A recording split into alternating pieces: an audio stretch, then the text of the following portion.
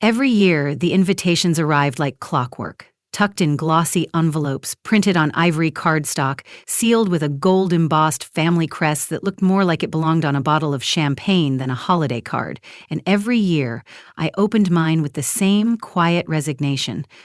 Not because I wanted to go, but because some part of me still hadn't stopped hoping that this time, just maybe, it would be different. My mother called it our tradition, which was generous, considering my role in it had always been more ornamental than familial. But I went anyway, year after year, because tradition is a hard thing to bury when it's wrapped in obligation and the faint, stubborn hope that maybe someone will finally look you in the eye and see you. My name is Leah Kim, and I've spent most of my life learning how to survive in rooms that pretended I wasn't there. Christmas in the Kim household was never about joy. It was about hierarchy. My brother Dylan was the star attraction. Golden boy, Stanford graduate, business school darling, newly minted CEO of a startup that hadn't made $1 but had already made headlines. My parents orbited around him like he was their personal son, and the rest of us, me, were expected to absorb the light or quietly stay in the shadows. I used to think it was my fault. Maybe I hadn't smiled hard enough, or dressed polished enough, or spoken loud enough to earn my place. But then I learned that some tables aren't built for you. They're built to remind you who you'll never be. And this Christmas, I decided I was done asking for a chair. The day started the way it always did, me, pulling up to my childhood home in a rental car with a scratched bumper and an engine that wheezed like it had secrets to keep, wearing a coat I bought on clearance and carrying a casserole dish they wouldn't touch. My mother greeted me with the kind of smile that barely concealed disappointment, the corners of her mouth pulled just tight enough to remind me I was tolerated, not welcomed. "You look comfortable," she said, scanning my outfit like it was a quiz she hadn't studied for. "Is that sweater cashmere?" "No," I said, brushing past her. "It's something better, paid for." Inside, the house was a cathedral of excess. Tinsel wrapped around the staircase like vines, crystal ornaments dangling from a 12-foot tree, every surface glittering with the kind of curated perfection that looked ready for a lifestyle shoot. I recognized none of it, not because I hadn't grown up here, but because none of it had ever belonged to me. The guests trickled in, extended relatives, in-laws, Dylan's friends from business school who called my parents aunt and uncle like they were auditioning for a will. I sat on the edge of the living room couch, cradling a cup of cider, pretending not to notice how no one asked what I'd been up to. And then Dylan walked in. Late, as always, but still somehow the center of gravity. He wore a blazer that probably cost more than my monthly rent and a smirk that told me he already knew he'd be the highlight of every toast. Beside him was Mia, his wife, elegant, pregnant, and rehearsed. She kissed my mother on both cheeks and handed her a gift bag from a brand I couldn't pronounce. "We brought gifts for everyone," Mia said sweetly. "Dylan's idea, of course." My stomach tightened. I knew what was coming. We moved into the dining room, like performers, taking our marks. My place was at the far end, next to the kitchen door, where the draft crept in and the lights didn't quite reach. Dinner was a blur of overcooked roast and undercooked conversation. My father raised his glass. "To Dylan," he said, "for making us proud yet again." Everyone clapped. I didn't. Then came the presents. One by one, glossy boxes were handed out across the table. Jewelry for Mia, a leather watch for my uncle, a drone for my cousin. Even the caterer's assistant got a gift card. But when the final box was passed and no one had even looked in my direction, I realized something. They hadn't forgotten. They'd decided. I set my fork down quietly. "Nothing for Leah," someone joked, laughing like it was harmless. My mother's smile never wavered. "Oh, Leah doesn't like surprises." I nodded slowly, pushing back from the table, the scrape of my chair louder than it should have been. Which is why I brought something of my own. I pulled my phone from my coat pocket and tapped the screen, casting it to the living room television. The screen flickered to life. A slideshow began. The first image, a press release from TechWire, dated 3 weeks earlier. Hypertrace acquires private encryption firm Kismet Code in $42.00 me deal. My name was in the subheading. The second slide, a screenshot of Forbes 30 under 30 in cybersecurity. My photo, front and center. The third, a headline from a Korean tech publication translating the deal back home, where my name, my real name, meant something now. The room went still. I didn't want to say anything, I said calmly. But since we're giving gifts tonight, I thought I'd share mine. My mother blinked.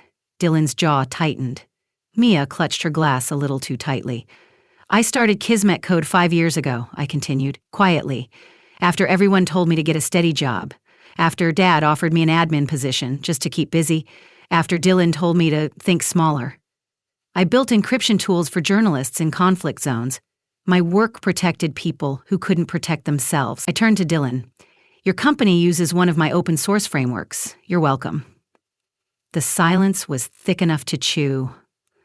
So, no, I don't have a watch or a bracelet or a drone. I didn't bring a gift bag, but I did bring this. My name, my work, my success, and I think that counts for something. I unplugged my phone and grabbed my coat. Merry Christmas, I said, and thank you. For the silence, the shade, the doubt, I used it all. I walked out into the cold, the air biting at my face, my pulse finally steady. I didn't need their applause. I didn't need a chair. I had built my own damn table, and the view from here was spectacular. The fallout came slower than I expected, not with a bang, not with screaming or slamming doors, but with the soft, muffled quiet that only shame can produce, the kind that tiptoes in after someone has seen themselves clearly for the first time and doesn't quite know what to do with the reflection. I didn't wait around for the aftermath. I got in my car, turned the key with shaking hands, and let the silence wrap around me like a blanket that didn't quite keep out the cold. The road home blurred past in streaks of wet asphalt and streetlight, and the farther I drove, the lighter I felt. Not euphoric, not victorious, just unburdened. Like I'd been carrying a weight I forgot was heavy and had finally set it down. When I got back to my apartment, I sat on the floor with a mug of tea and stared out the window, city lights flickering like static, and I didn't cry. I didn't rage. I just breathed, but that silence didn't last long. By morning, the messages started coming. First, a polite inquiry from my aunt. Heard about your announcement, so proud of you. Sorry if anyone made you feel less than last night. Then, a more pointed one from my mother. You didn't have to embarrass everyone. This family supports you in our own way. And then, Dylan, really classy, Leia, broadcasting your ego because you didn't get a present? Grow up. I read each message once, then deleted them without responding, because this wasn't about hurt feelings. This was about the ecosystem of dismissal they'd all helped cultivate. They were used to me absorbing slights without consequence, used to me smiling through it, staying small so they could keep feeling big. But something about that night, about standing up at the table and showing them exactly what they'd ignored, had shifted the dynamic. They were scrambling now, trying to reframe, revise, reduce. I wasn't surprised. Power only looks graceful until it's threatened, and apparently I had become a threat. That week, my name made the rounds in industry newsletters. Kismet Code's acquisition hadn't made global headlines, but it had rippled through the right circles. My inbox swelled with requests. Interviews, speaking panels, podcast invitations. People who'd never returned my emails before were now reaching out with words like brilliant and visionary. It felt surreal, not because I didn't believe I'd earned it, but because I'd learned to expect silence. I'd been trained to measure my worth in avoidance, and now, suddenly, there was noise. But not all of it was applause. A former classmate posted a tweet, wild to see Leah Kim getting praised for work she didn't even mention in grad school. Some of us saw the signs. A tech blogger questioned the timeline of my company's rise. One Reddit thread speculated that the acquisition was charity optics because of my gender. And buried in all of that noise was a familiar, ugly undercurrent, disbelief. Not about the deal, not about the tech, about the fact that I had dared to stand up, to claim the moment, to make it personal. The world loves a success story, but only when it's humble, palatable, safe. And mine? Mine had a sharp edge. I didn't apologize for being overlooked. I called it out, and that made people uncomfortable. I forwarded the worst of it to my mentor, Ravi, an old professor turned investor, the first person who ever told me my work was too important to be small. He called me the next day. They're trying to fold your rage into the narrative, he said, trying to box you back into something digestible. Should I have kept it quiet? I asked. Just let the headline speak. Leah, he said firmly, you didn't win because you stayed silent. You won because you didn't. That stuck with me. So I wrote a piece. Not a tweet, not a thread, a full op-ed. It was published 3 days later in a major tech outlet, titled, "When They Forgot Me at the Table, I Built My Own." I wrote about that dinner. I wrote about the years I spent invisible in rooms that praised my brother's half-baked pitches while ignoring my working prototypes. I wrote about how often women, especially women of color, are expected to whisper their victories so no one feels threatened. I didn't name my family, but I named the pattern. The response was swift and furious and beautiful. Thousands of messages, women in biotech, finance, law. This was me. I cried reading this. You wrote my life. And then, among them, a simple message. I owe you an apology. It was from Mia. I read it twice before it registered. She said she hadn't realized what she was stepping into when she married Dylan, that she saw how I was treated but didn't know how to interrupt it. Watching me stand up at that table cracked something open. You looked like someone who'd been told to wait her turn for too long, she wrote, and decided to stop waiting. I didn't know what to say. I still don't. But I saved the message. The next week, I got a call from my mom. She didn't open with hello. She said, "Do you really think we didn't love you?" I stayed quiet, because that's what it sounded like, she continued. Like we were villains in your story. Did you read the article? I asked. Of course I did. Then you know I never said that. But it's what you meant, she snapped. It's what people heard. I exhaled slowly. If they heard it, maybe they needed to. Silence. Then, your father is upset. He always is when someone breaks the script. You embarrassed us. You ignored me for years. That's not fair. No, I said. It's not. We didn't speak after that, but the silence this time felt different. It didn't feel like exile. It felt like a boundary. Eli later told me, sometimes the hardest thing about being seen is realizing who never tried to see you in the first place. And he was right. So I stopped trying to make them understand. I stopped translating my success into terms they'd accept. I stopped minimizing my light just to keep their shadows comfortable. And slowly, something strange happened. I started to feel free.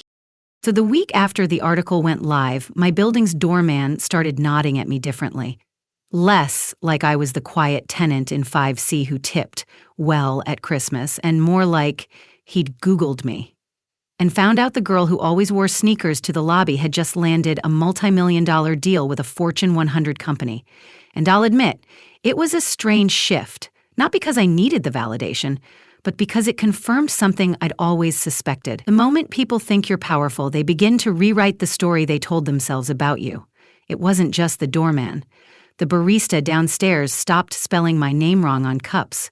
The leasing manager, who once ghosted my maintenance requests, emailed to offer me a renewal deal, reserved for preferred tenants. Everyone was starting to see me now, but none of them had asked how I got here. They assumed I'd just appeared, like some tech Cinderella with a press release for a glass slipper.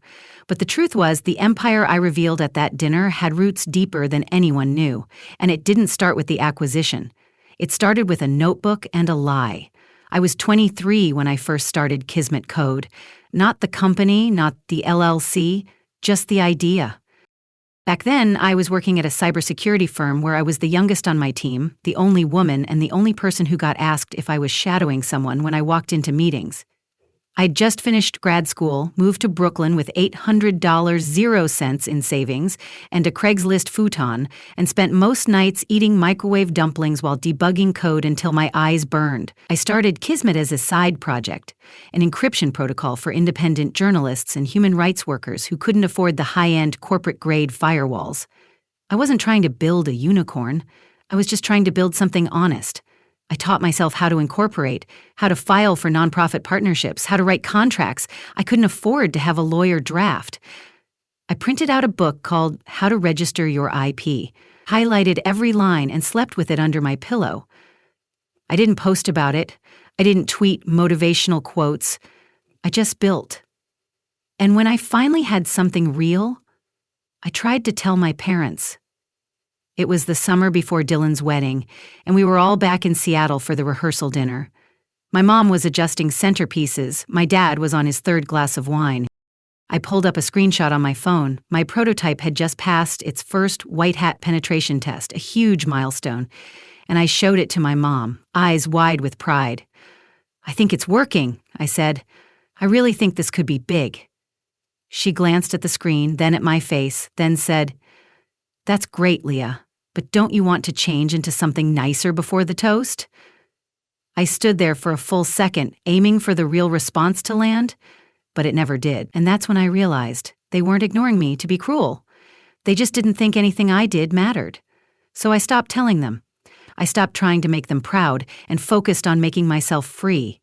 Over the next 3 years, Kismet grew in secret. I funded it with contract gigs and freelance security audits. I learned how to pitch without sounding desperate, how to negotiate licensing deals without blinking, how to ask for what I deserved without waiting for permission. By 28, I had 5 full-time employees and users in 14 countries. We were still small, still quiet, but every line of code we wrote protected someone who was used to being watched, and I had never felt more sure of anything in my life. And still, when the holidays came, I returned to my parents' home, sat in the far seat, brought my store-bought casserole, and listened to Dylan's updates on Series A funding like it was gospel. I let them call me quiet. I let them pretend I was struggling, and every time they did, I smiled. Because I knew what was coming. The acquisition talks began just after my 29th birthday. CipherTrace approached us discreetly. No fanfare, no recruiters, just a direct call from their CTO who said, "We've been watching your work. You built something we didn't think was possible." I remember hanging up and walking straight to my kitchen counter just to hold on to something solid. I wasn't surprised, but I was overwhelmed. I'd spent 6 years writing software for people who'd never know my name, and now someone was offering to buy the entire ecosystem, on my terms. I didn't say yes right away. I brought in Ravi. We spent 4 weeks vetting every clause, every equity breakdown, every post-acquisition role, and when we signed, I retained full creative oversight, a board seat, and a portfolio fund to invest in women-led cybersecurity startups. I didn't just walk away with money, I walked away with power. And still, I didn't tell my family, because the revelation was never about money. It was about timing. It was about standing in the room where I'd been dismissed and saying, "Here is what you missed." It was about truth.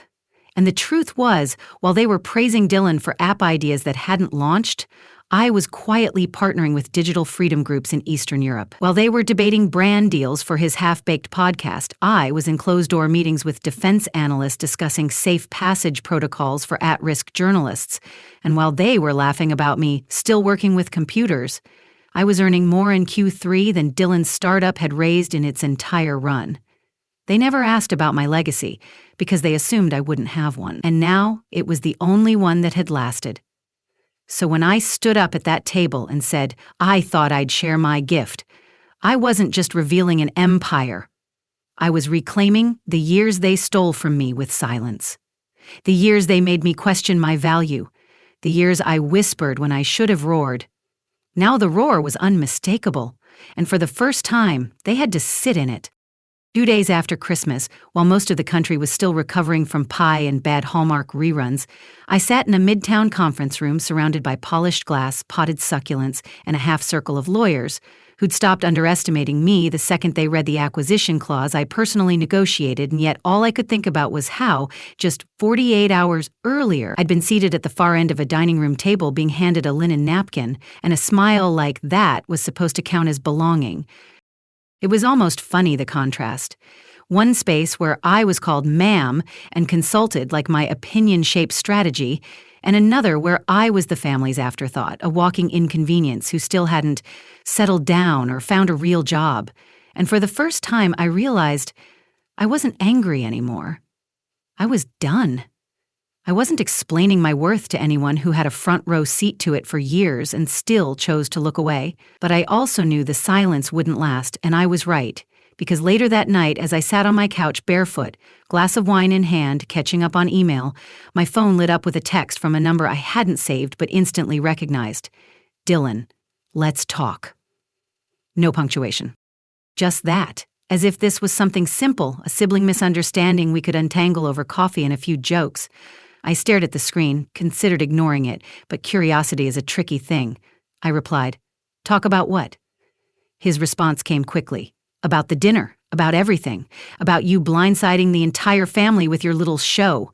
I laughed, out loud, bitter and sharp. A little show, that's what it was to him.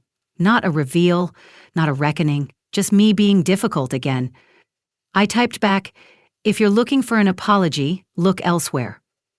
"Not an apology," he wrote. "Just clarity." And against my better judgment, I said, "Fine. Coffee, neutral spot, 1 hour." We met the next morning at a place downtown where no one would recognize us. I wore all black, my hair pulled back, no makeup. Armor disguised as simplicity. He looked like he always did, effortless, smug, like he thought charm could outpace memory. We ordered our drinks, sat down, and for a long moment, neither of us spoke. Then he broke the silence. "You really caught everyone off guard." I sipped my coffee. "That was the point. You made Mom cry. She's had years to make me feel invisible. One night of discomfort seems fair." He frowned. "You think that's what this is, tit for tat?" "No," I said. "I think this is me telling the truth in a room that's allergic to it." He leaned forward. "Why didn't you tell anyone what you were working on? Why hide it?" I looked him dead in the eye. "Because none of you ever listened when I did." That landed. I watched it hit, watched him flinch in the tiniest way, and it felt like the first honest moment we'd had in years. "Okay," he said slowly. "Fair. But you humiliated them." I corrected the record. "In front of everyone?" "Exactly, that's where the erasure happened. So that's where the recognition had to go." He sat back, ran a hand through his hair. "You really don't care what they think anymore, do you?" "I care more than I want to," I said honestly. "But I've stopped letting it guide me." Silence again. The coffee shop hummed around us. He shifted in his seat, like he was trying to find a way in, trying to spin this into something lighter. "You know," he said, "if you had told me what you were building, maybe I could have helped." I raised an eyebrow. "Helped? With what? A slogan? A LinkedIn post?" "Connections," he said. "Funding. Buzz." "I didn't need buzz," I said. "I needed belief." He didn't respond. He didn't have to. We both knew the truth. He wouldn't have believed in me back then, not really, because it didn't fit the version of me that made him feel superior. The underestimated sister was part of his brand. My invisibility gave him contrast. And now that I wasn't invisible anymore, he didn't know where to put me. "Look," he said, finally, "I get that you felt ignored. I get that you wanted to prove a point. But don't burn the whole bridge just to watch it collapse." I leaned in. "I didn't burn anything. I'd just stopped holding it up by myself." He blinked. That shut him up. I stood. "We're done here. Leah, if you want a relationship, it starts with respect. Not control, not guilt. Actual respect. Until then, I have meetings to get to." I walked out without looking back. Outside, the wind whipped my coat open and the sunlight bounced off glass towers like applause. I took a breath. A long one. Clean and cold. And then I smiled, because for the first time in a decade, I didn't feel like a guest in my own narrative. I felt like the author. And the chapter I was writing next? It had no room for apologies that came dressed as warnings. The invitations arrived on pale blue cardstock with embossed silver trim. Dylan and Mia's baby shower, hosted at our parents' home, RSVP requested by the end of the week. And I stared at it for a long minute. Not because I didn't know what to do, but because some part of me wondered if it was a peace offering or a trap. And either way, I wasn't interested in pretending we were a family that celebrated each other when my own name had been left off so many guest lists before now. I placed it on my kitchen counter, unopened, next to a half-drunk cup of tea and a folder of new investment proposals. And I didn't RSVP. I didn't explain. I didn't text Mia or call my mother or clarify my silence. Because for once, I was letting them sit with it. The absence, the space, the unanswered question of whether I'd show up to play the dutiful sister again. I wouldn't, and they needed to feel what that sounded like. But Dylan didn't let it go. 3 days later, I got another text. Longer this time, dressed in politeness like a wool coat over sharp bones. "Leah, I know things have been tense, but this is a special moment for the family. Mia would love to see you, so would Mom and Dad. Can we move forward? I read it twice. Once as the girl who used to flinch when asked if she was bringing anything useful to family gatherings, and once as the woman who had already built more than they could dream of, who didn't need to fit into their narrow idea of who I should be. The woman who had learned how to rely on herself, who had learned to stand tall, even when they had told me to shrink. I thought about how for so many years I had hoped, quietly, desperately, that they might notice me, might reach out, might care just a little. But I knew that this message wasn't an olive branch. It was a reminder that I had never mattered enough to them to be seen, until my success was something they could latch onto for their own pride, something they could point to at dinner parties and say, "Look at what we raised." And yet I typed back, "I'm glad you're starting a family, but I'm not interested in returning to one that only remembers me when there's an audience."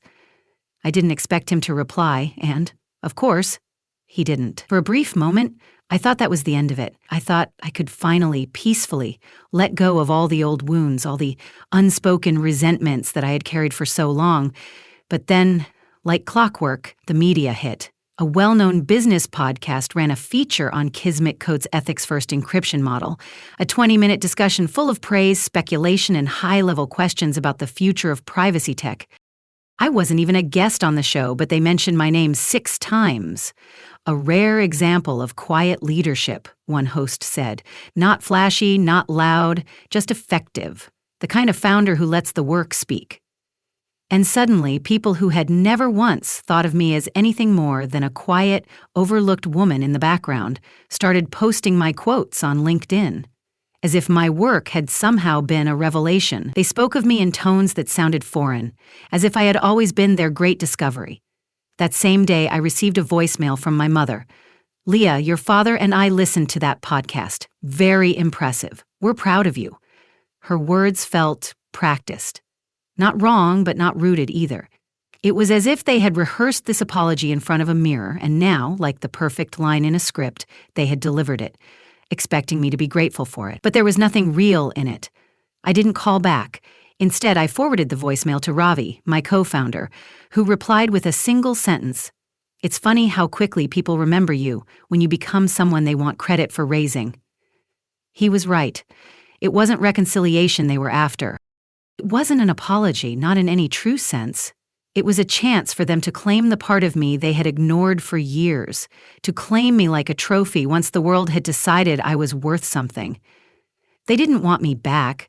They wanted something shiny to show their friends and claim as their own. But I wasn't theirs anymore. And I wasn't something you get to claim just because you shared my last name. That weekend, I went to a small dinner hosted by one of my earliest mentors, a woman who'd once given me an old laptop when mine broke and I couldn't afford a new one. We sat around a long table in her brownstone, sharing stories of failure, grit, and growth. And at some point, someone asked, "When did it change for you? When did it stop being about proving them wrong, for me to be right?" The room fell quiet. A few people looked at me with wide eyes as if the words had struck a chord, as if they had been waiting to hear something like that. And then someone said, "Write that down." So I did. Later that night, I posted it online. Just a plain black background with white text, no hashtags. It went viral. 10,000 likes, 30,000 shares, a message that hit because it told the truth. That being right, being strong, being enough, none of it needed permission from the people who had overlooked you. That same night, Dylan called again. I didn't pick up. Instead, I let it ring while I sat on my balcony, sipping green tea and listening to the city hum around me. It was strange how peaceful it felt. The stillness, the quiet acceptance of where I had ended up. I didn't need to answer him anymore. I didn't need their validation, their approval.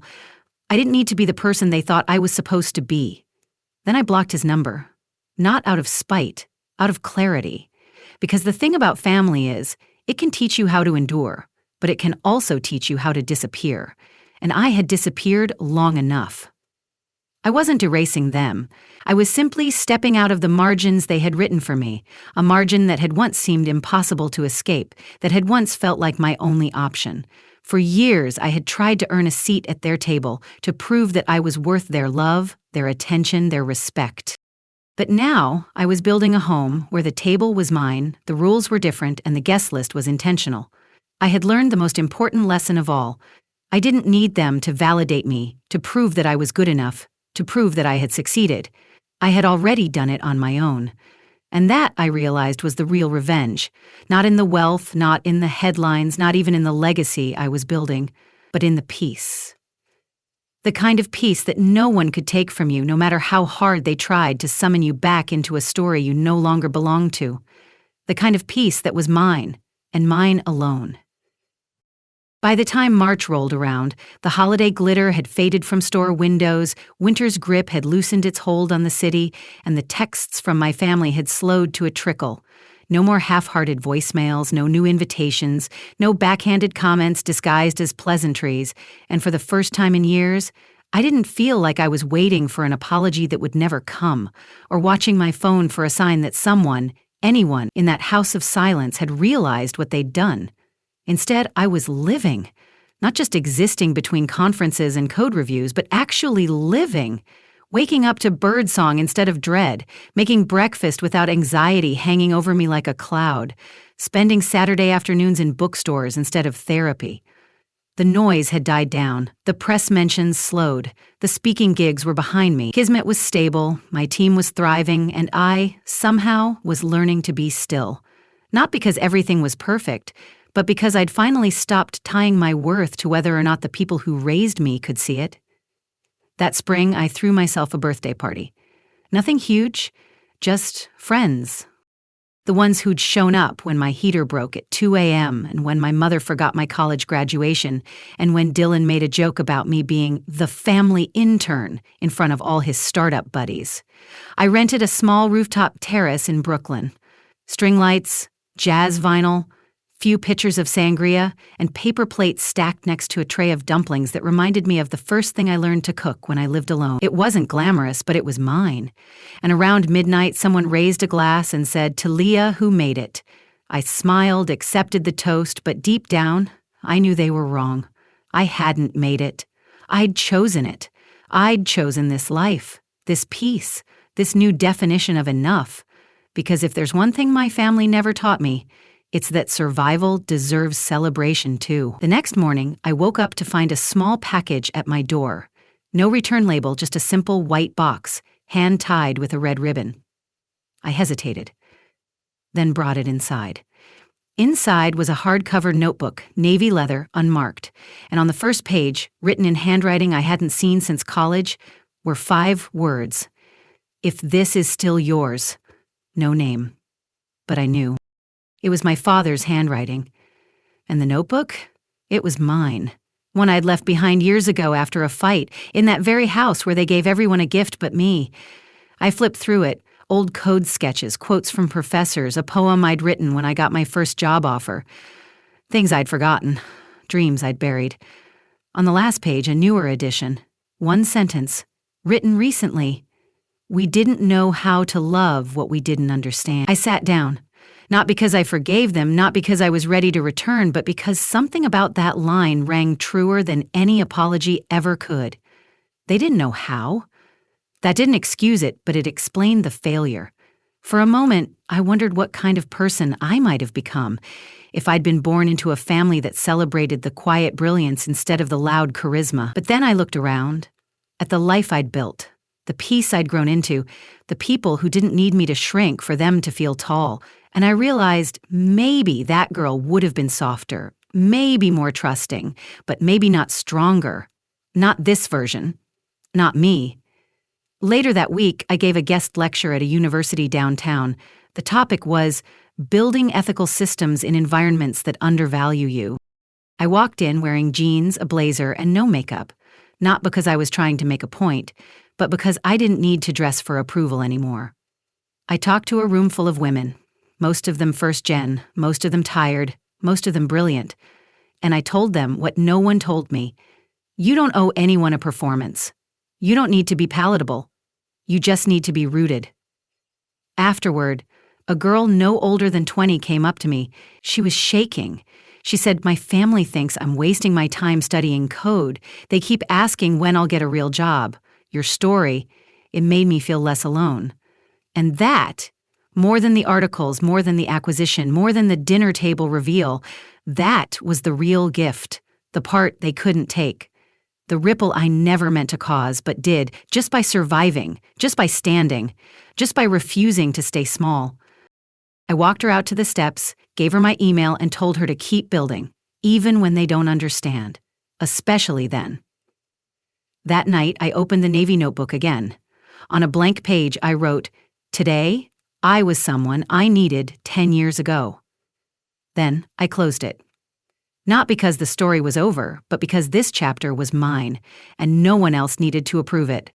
It was sometime in late May, the city caught between spring's leftover chill and summer's early sweat, when I finally closed on the brownstone.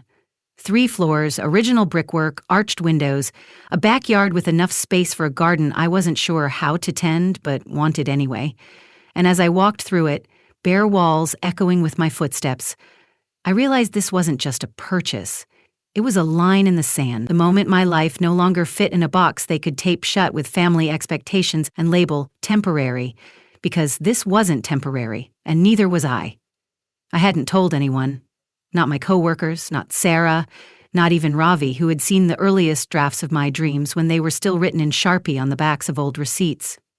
I wanted it to be mine, entirely, fully, without preamble or applause. I signed the last document, took the keys from the agent, and stood alone in the living room, with the afternoon light pouring across the hardwood like it had been waiting just for me. The air was quiet in the way only earned spaces are. No noise, no clutter, just breath and brick. No one congratulated me, no one clapped, no one snapped a photo for Instagram. And still I felt full, steady. Enough. That weekend, Sarah came over with takeout and a bottle of wine.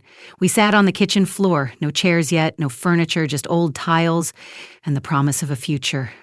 She held up her glass and said, "This is what peace looks like. No noise, no witnesses.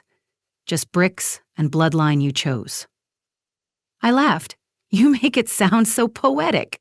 "It is," she said. "You did this, not in spite of them, but without them. And that mattered." And it did, because for the first time I wasn't just reacting to who they were, I was becoming who I was meant to be. A week later, I got a letter. Not a text, not an email. A letter, postmarked from Seattle, addressed in my father's unmistakably neat script. Inside, a photo. Me at 6 years old, asleep in my mother's lap at a Christmas party I didn't remember. A second photo. Me at 12, reading at the dinner table while everyone else posed for a group shot I hadn't been invited into. And a note. "We missed you then, we see it now." No apology, just observation. Just truth, arriving late. I didn't reply, not because I hadn't forgiven them, but because they still hadn't asked for it and I was no longer offering things unrequested. That summer, Dylan's company folded.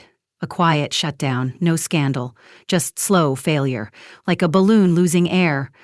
I found out through a mutual contact who mentioned it casually, the way you talk about someone else's weather.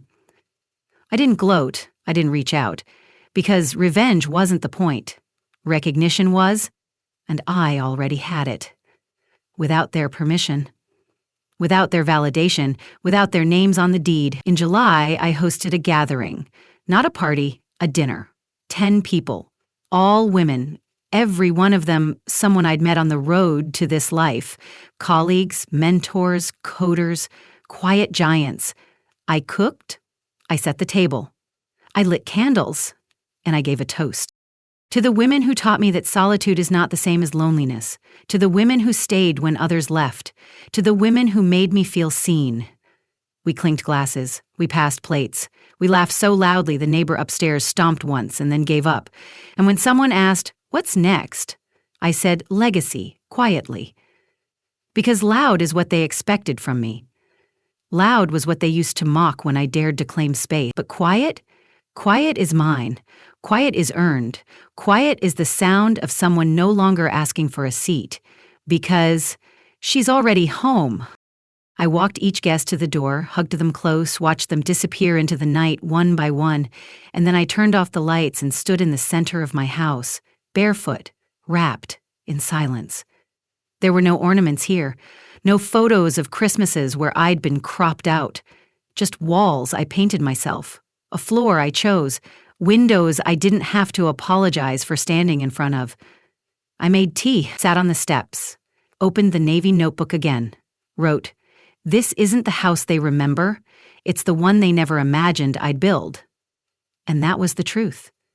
Not because I needed to prove anything anymore, but because some stories are only ever visible once you stop shrinking to fit someone else's frame.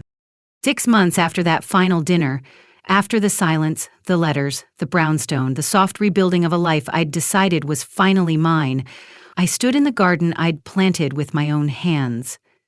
Dirt under my nails, sweat on my neck, and something close to peace settling on my shoulders like sunlight, and I realized I hadn't thought about Christmas in weeks, maybe months.